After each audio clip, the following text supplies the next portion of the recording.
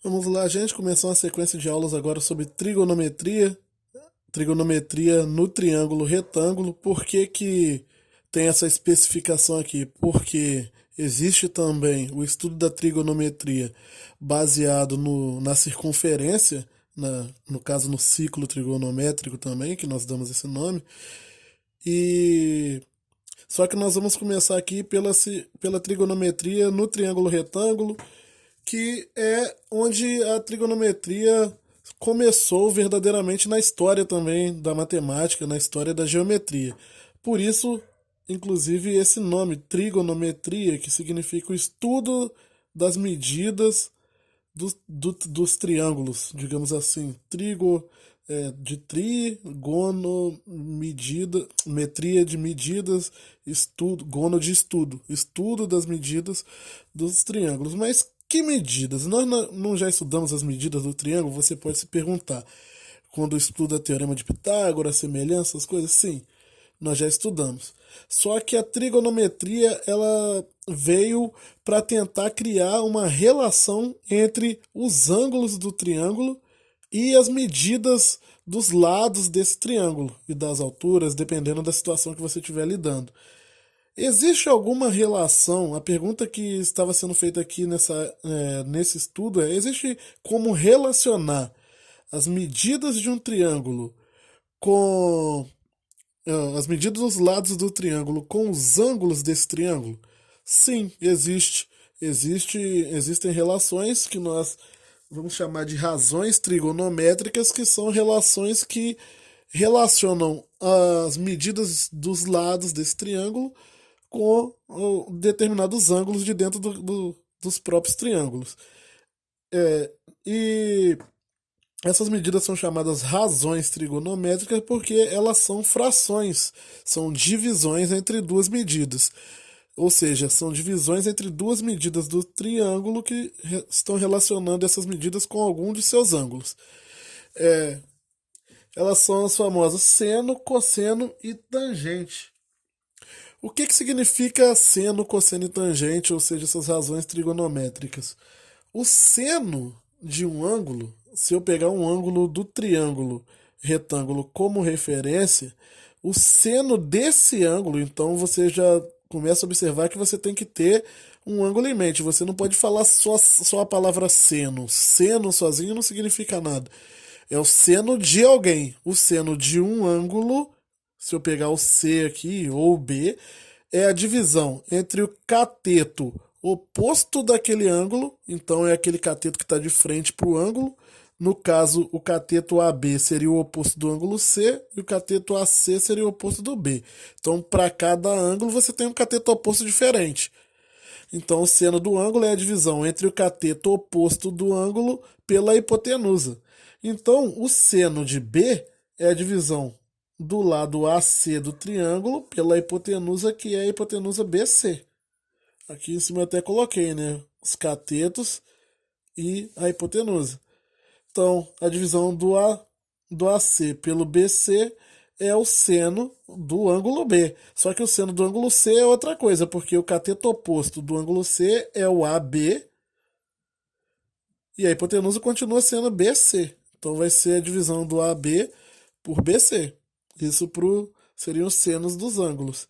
O cosseno de um ângulo é a divisão do cateto adjacente daquele ângulo. Adjacente significa que é o cateto que forma o ângulo aqui, junto com a hipotenusa, pela hipotenusa. Então, o cosseno de B tem que ser o AB sobre BC, que é a hipotenusa. E o cosseno de C tem que ser o, o AC sobre BC. E a tangente de um ângulo vai ser a divisão do cateto oposto pela hipotenusa do triângulo. Então, do cateto oposto pelo cateto adjacente de cada ângulo.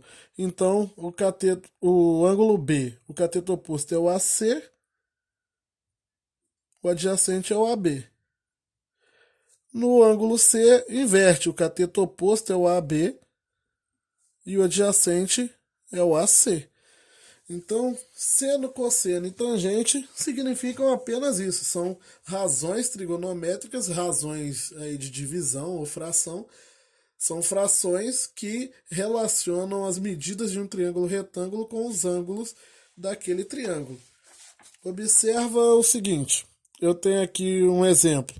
Imagina que eu tenho um ângulo alfa cujo cosseno dele é igual a 3 quintos e eu quero calcular o valor de x e y. Eu acabei não colocando alfa aqui, mas vamos supor que seja esse ângulo. Então o cosseno desse ângulo alfa, ele equivale a 3 quintos. Ele quer saber qual o valor de x e qual o valor de y. Se o cosseno de alfa é 3 quintos, isso quer dizer o seguinte: cosseno de alfa é o cateto oposto, perdão, é o cateto adjacente dividido pela hipotenusa. Então vai ser, para esse, se o alfa for esse ângulo aqui, vai ser y sobre 15. Só que o cosseno de alfa ele falou que é 3 quintos. Então quer dizer que 3 quintos é igual a y sobre 15. O que quer dizer, aplicando aqui multiplicação cruzada, que 5y é igual a 45, y é igual a 45 por 5. Eu nem precisava ter passado 5 multiplicando, né? Poderia já ter deixado ele lá. Então, y é igual a 9 para esse caso aqui. Ou seja, eu usei, se eu souber o valor de um ângulo e quem são os valores dos cossenos, tangentes e seno daquele ângulo, eu consigo encontrar medidas do triângulo sem utilizar, por exemplo, outros teoremas, como o teorema de Pitágoras ou razões, como razões métricas de triângulo retângulo. Eu deixo de precisar dessas coisas e passo a poder utilizar o seno e cosseno e tangente. Essa que seria a força da trigonometria, mas nada me impede de, a partir do momento que eu descubro uma medida utilizando trigonometria, eu descubro uma outra medida utilizando outro teorema, é igual. Agora eu sei que o y vale 9. Se eu quiser encontrar o x, eu posso utilizar o teorema de Pitágoras, sabendo agora que um dos catetos vale 9 e a hipotenusa é 15.